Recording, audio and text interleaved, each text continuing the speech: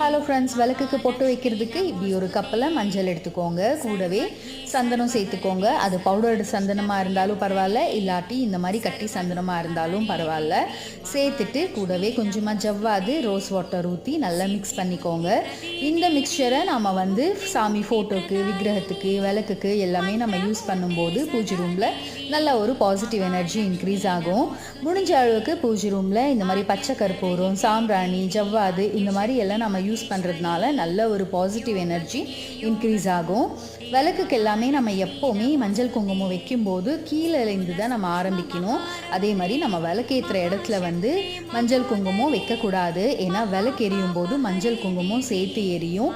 அதனால் எப்போவுமே அந்த மாதிரி மஞ்சள் குங்குமம் விளக்கேற்றுற இடத்துல நம்ம வைக்கக்கூடாது. கீழே இருந்து மேல் நோக்கி தான் நம்ம மஞ்சள் குங்குமம் வைக்கணும்.